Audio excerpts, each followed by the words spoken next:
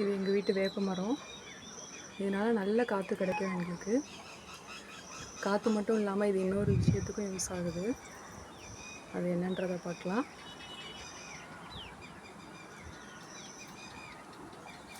பாருங்க, மேலே கோழி எல்லாம் உட்காந்துருக்குறாங்க.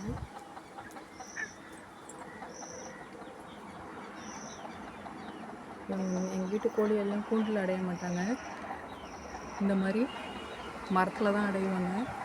நல்லா காற்று வாங்கிட்டு ஜாலியாக தூங்கிடுறது.